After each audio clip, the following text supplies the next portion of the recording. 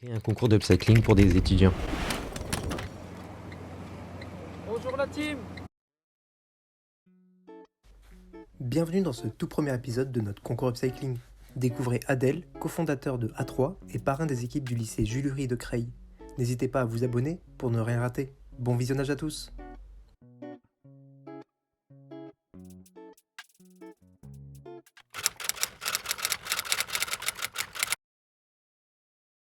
Écoutez, bonjour d'abord. Heureux, mais merci de nous accueillir en tout cas. Moi, ça me fait un grand plaisir d'être là. Donc moi, comme je disais tout à l'heure, je m'appelle Adèle.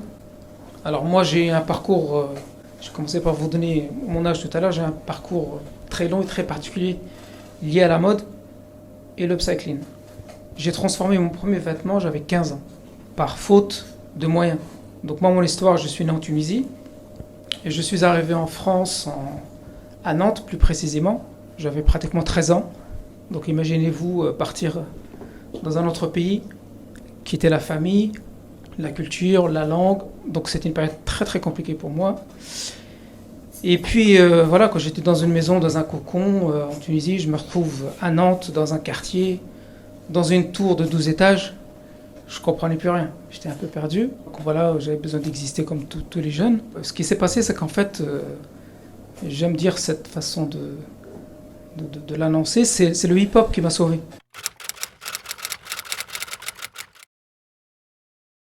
Pourquoi il m'a sauvé? Parce qu'en 83, le hip-hop est arrivé en France.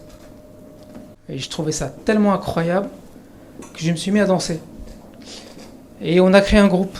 Donc voilà, on était un groupe de 3 potes. Et on dansait dans le quartier. On a eu une réputation après, qui a fait qu'on dansait dans tous les quartiers. Le hip-hop avant, c'était très simple. T'avais 3-4 quartiers qui sortaient du lot. Dans 3 quartiers, t'avais 1 ou 2 groupes. Et on connaissait tout le monde se connaissait. Donc aujourd'hui, les moyens ne sont pas du tout les mêmes qu'avant. On se baladait avec des cartons pliés qu'on ouvrait, qu'on mettait dans les halls, sur l'herbe, et on dansait. Donc voilà. Une fois que j'avais dansé, en fait, je m'étais aperçu que les gens faisaient attention à moi. Je commençais à réexister. Et donc là, je me suis dit, mais en fait, voilà, j'aime le hip-hop, mais il me permet d'être quelqu'un et d'exister. Un soir, donc j'avais 15 ans, je regarde un clip. Alors les clips à l'époque, il y avait que 3 chaînes. Hein. Donc c'était sur M6. Et je vois en fait un groupe de musique. Il y avait en fait un guitariste qui se baladait sur scène, mais il avait un blouson en frange, en fait, en daim. Et avec les mouvements, ça faisait quelque chose d'incroyable. Et je le regardais, je me disais, waouh, si j'avais ce blouson-là, et si je dansais avec, je suis le numéro 1 dans le quartier. Donc je voulais absolument ce blouson. Et ce qui s'est passé, c'est qu'en fait, j'avais un blouson en daim, très long, qui m'arrivait là.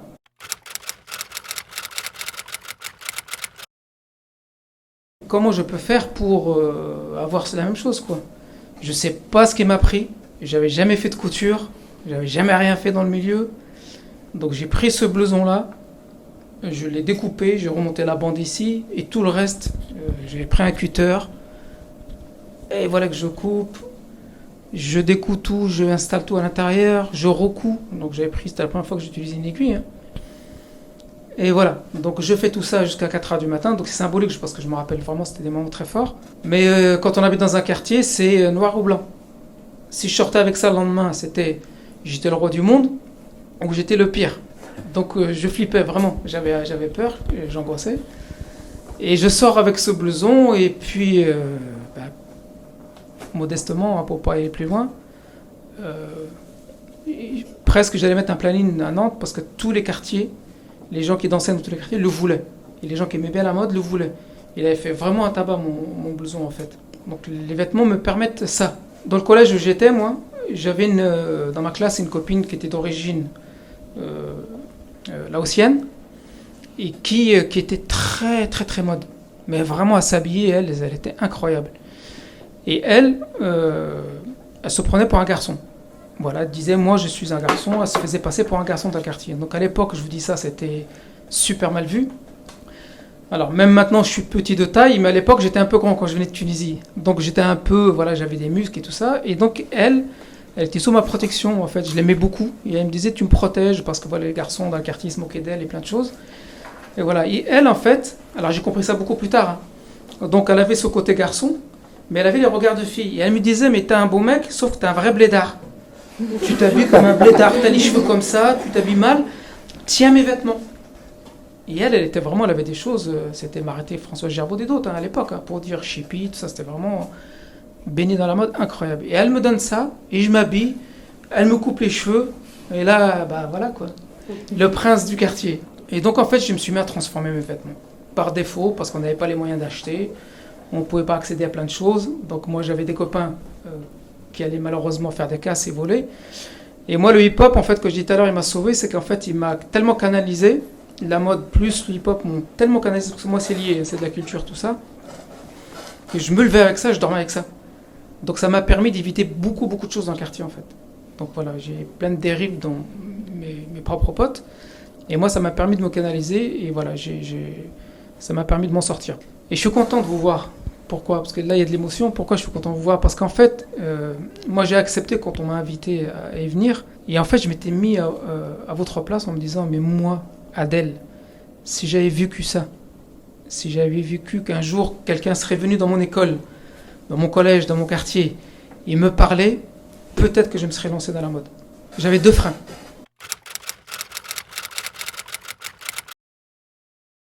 À l'époque, on ne parlait pas école de stylisme, de mode, on parlait d'école de couture. Adel, un mec de quartier, aller dans une école de couture où il n'y a que des filles, ça se faisait pas quoi. J'avais ce blocage-là, alors que j'avais envie.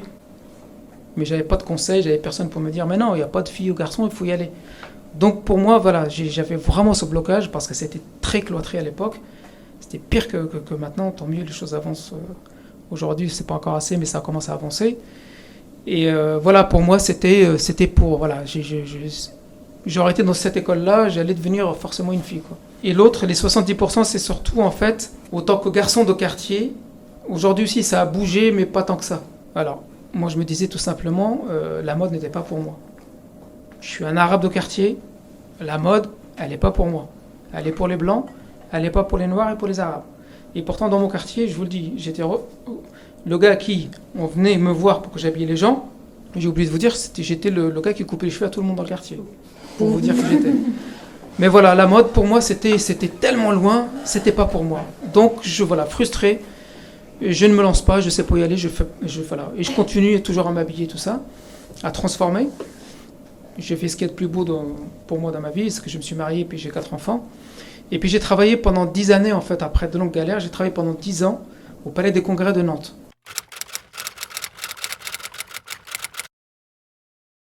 Un milieu où il y avait beaucoup de spectacles, dans l'événementiel et tout ça. Et moi, ça m'attirait, en fait, j'étais bien dans ce lieu parce qu'en fait, il y avait ce côté création, toujours, parce qu'il fallait créer de nouvelles choses au niveau du spectacle, ou c'est bien dans les expositions. Donc j'étais toujours... alors moi, dès qu'il s'agit de nouveaux produits, une nouvelle création, c'est un truc que j'adore. Et au bout de 10 ans, je voulais changer un petit peu. Et en fait, je pars dans une autre voie, mais qui n'a rien à voir, qui est la restauration. Et là, pareil, je connais rien à la restauration, mais surtout, je voulais emmener un nouveau concept à Nantes.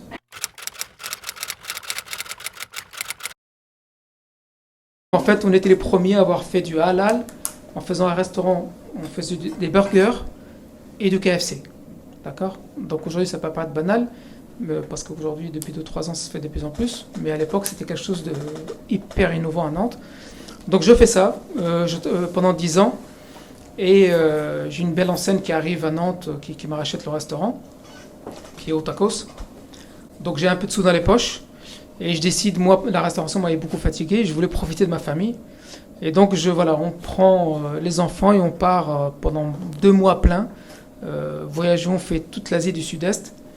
Et avec ma femme, on voulait aller en Australie, en fait. Et Amel, ma fille l'aînée, me dit ça serait bien qu'on aille au Japon, parce qu'on a bien la culture, t'as bien vu, le Japon, tout ça.